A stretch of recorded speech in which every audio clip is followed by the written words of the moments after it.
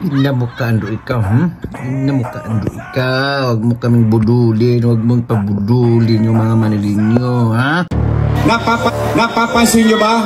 Lagi na naman tayong laman ng GMA7 News, ng ABS-CBN News. Gabi-gabi, balita na naman ng Maynila. Kagabi, dito sa distrikto, sa Arpapa.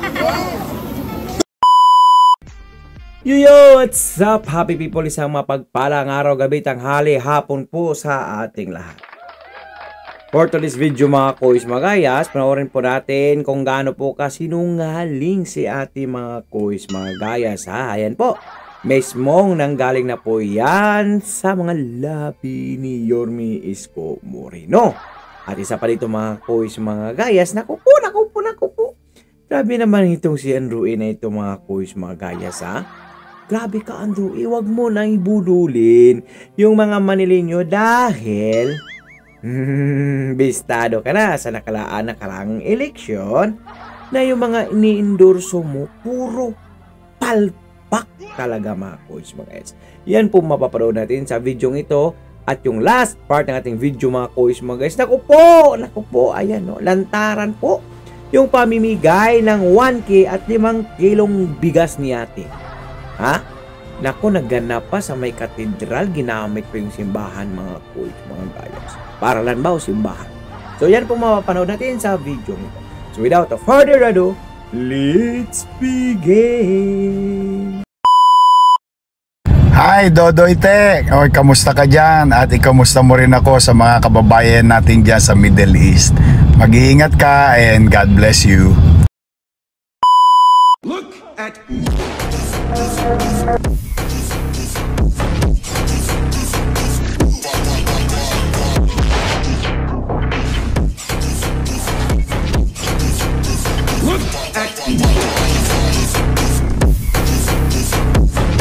Pagpalain kayo ng buong may kapal. Manila! God first! Napapansin nyo ba? Lagi na naman tayong laman ng GMA7 News, ng ABS-CBN News. Gabi-gabi, balita na naman ng Maynila. Kagabi, dito sa distrikto, sa Arpapa. Doon, sa baryo. Saan ka nakakita? Tatayo isang tulongges doon, hawak ng baril, magpapagputok. Ano sila, siga? Naku po naman. Bakit sinabi ni Ate Mayora na napaka-safe city na daw ngayon ang City of Maynila? Siya mismo nagsabi. Mukhang taliwas yata yung sinasabi ni Yorme Isko Moreno.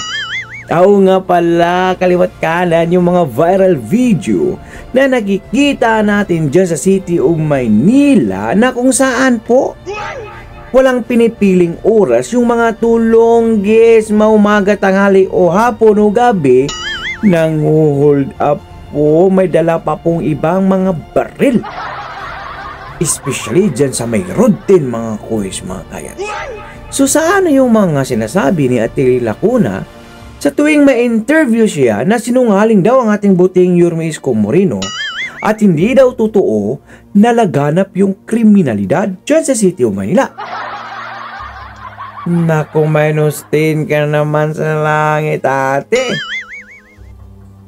Diba ate, masama yung magsisinungaling? Bakit? Kasi lahat ng interview mo, napaka-safe ang City of Manila. Pero wag ka titignan mo sa index ng crime rate sa Pilipinas kung hindi po pangalawa pang nangunguna po tayo. Mukhang opposite po yata sa kapanahonan ni Yorme Isko Moreno na nangunguna tayo sa napaka-safest city sa buong Asia, mga kois, mga gayas. Papatuloy natin. Ibig sabihin, walang gobyerno. Wala. 5-5 snatcher. Ako po. 5-5 hold-upper ngayon. Ako po. Paano na yung mga magulang? Papasok yung anak nila sa eskwelahan. Anong pakiramdam nila? Baka ma-hold up yung anak nila. Saan kayo nakakita? Sa Arten. Tanghaling tapat, bubuksan yung kotse. Tanghaling tapat, aakitin yung driver ng truck. Kukulatain para Maliban sa kukulatahin ni Yorme Isko Moreno, may nakita pa po kaming viral na nasaksak po talaga. Lalo na po yung mga driver na palaban, lalo na po yung mga driver na hindi nila ibigay yung kanilang mga wallet o cellphone, mga kuis, mga gayas. Bakit? Napakakursunadang mga iyan. Bakit? Nako po, bumabalik naman po yung droga dyan sa City of Manila. Ha? Wala na yan sa kapanahonan ni Yorme Isko Moreno. Takot ang mga yan, mga kuis, mga guys. Bakit yung dumadami na naman? Yan ba yung sinasabi ng tapat? Tunay at tapat at totoo? Mapatanong po tayo. Saan banda? Mukhang walang gobyerno po ang City of Manila, mga kuis, mga gayas. Kaya nga hindi papayag ang ating butihing Yorme Isko Moreno dahil sa kapanahunan niya, nasa ayos na yan Naging okay na ang lahat. Pero bakit ngayon bumabalik na naman sila, mga kuis, mga gayas? Sa lang ibig sabihin yan, hindi sila takot sa gobyerno nila kuna. Kuha lang yung cellphone. Saan ang gobyerno ron? Wala. Nangaubos din Kaya nga. I love you too. Hindi mo ba? Nay, tay. Oy, mga adik. Bago na kayo, ha? Agay. Oy, mga adik. Ayun ang mga adik, ha? Ayan. Magbago na kayo. Magbago na. Magbago ka para hindi ka mahuli, Nisko. Diba, mga kuis, mga guys? Yan, real talk po yan. Hindi po yan paninira. Bakit? Andyan sa pahayagan nakalathala Hindi mo pwedeng magsinungaling ka, ate. Kasi andyan nakasulat na balita halos araw-araw. Walang paninira mga sinasabi ni Yorme Isko Moreno, kundi real talk lang po yan. Sa bagay, napakasakit po yung katotohanan o yung real talk na hindi nyo kaya gampanan kung ano yung posisyon nyo na iniwan ni Yorme Isko Moreno. Kaya this is the time na you need to back out at papalitan ka na dahil ibabalik ni Yorme Isko Moreno na may 24/7 na gobyerno dyan sa City of Manila. Palakpakan. Hoy, mga adik! Babalik nga ako.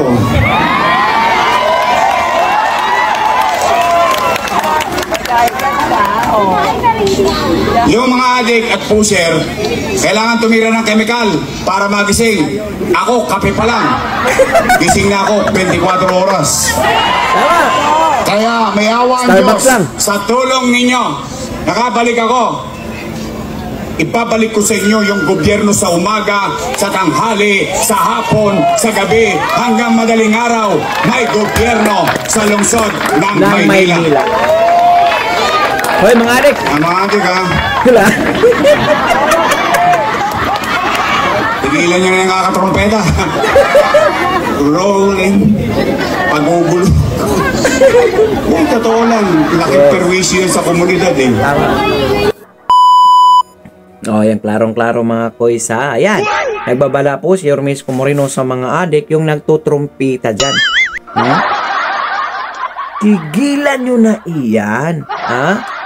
Dahil yung papalapit na presidente is coming 2028, I think, mukhang tatakbo yata si Sara Duterte. Mukhang parehas po ng kalidad ng kanyang tatay digong po natin yan. Tigilan nyo na yung palagi nyong paggagamit, pagpupusir dahil nakakasira po yan ang utak. Tigilan nyo na. Hindi lang masisira yung utak nyo, baka masisira yung buhay nyo. Okay. At sinabi ko kasing itigil na yung itigil. Na kasi. Hindi nyo kasi. At sinabi ko, stop. Stop. Pag pang patuloy kasi.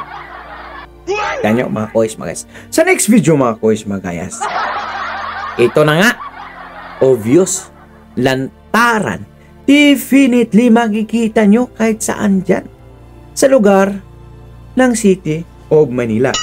Ano yon? Yung pamimigay ng 1,000, isang bulig at 5 kilong bigas. Well, kung talagang nakakatulong yan sa inyong pamilya, wala pong problema niyan.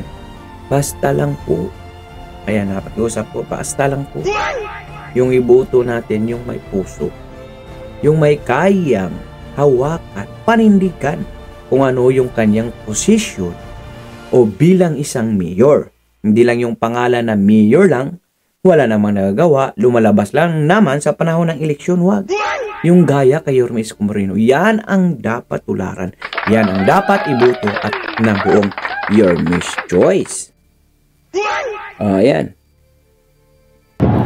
From Martin Byron, Manila Cathedral School, sa Tayuman 1K at 5 kilong bigas. Ayan, klarong-klaro lang, taran po yan. Obvious na obvious po yan. Maliwanag pa sa sikat ng araw. Kahit tanghali yan, maliwanag pa. Oh, yung bigas. Kaninong mukha yan? Tapat at totoo. Lako na yun. Klarong-klaro mga kois mga gayas. Nga pala mga kois. Nasa listahan na pala sila ng show cause order ng Comelec. Nako, good job Comelec. Lantaran, obvious po yan ha. Yung pamimigay, nagamit pa. Yung katedral mga kois mga. Father! Father, what happened, Father? What happened to your community, Father? Don't say that. You're...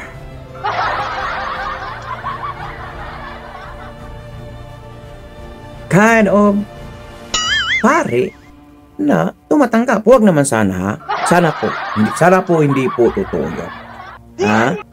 Pero bakit kasi? Bakit kasi dyan pa sa loob ng katedral? Bakit kasi dyan pa nagaganap yung bigayan ng 1K at 5 kilong bigas, Father?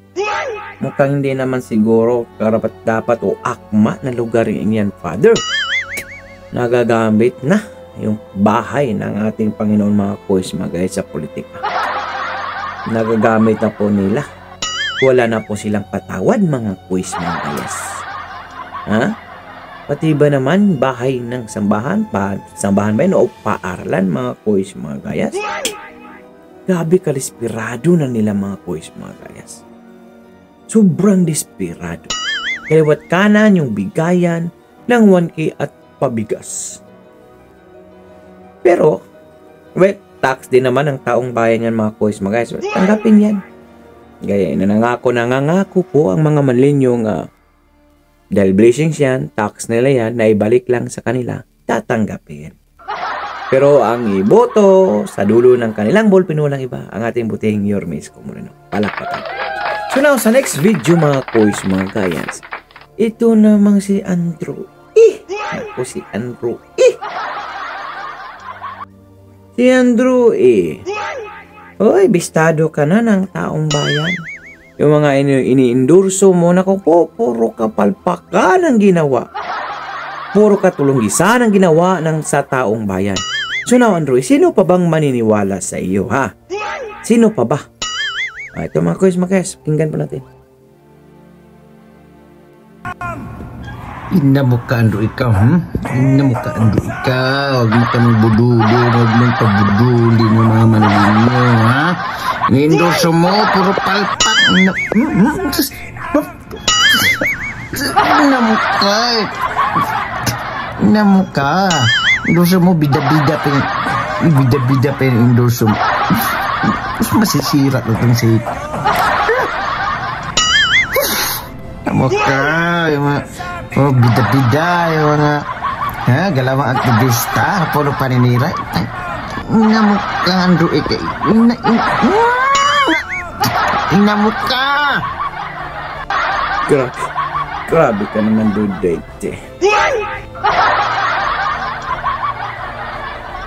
Kasi mga boys, mga idol natin yan, ha? Hindi natin yan ipag, kaya Dahil idol natin yan. Pero sa sobrang ka-idolan natin yan, wala na po sa hulog yung idol natin. Kahit sino lang po ini-endorso na wala naman talaga sa hulog. Kita nyo, anong nangyari?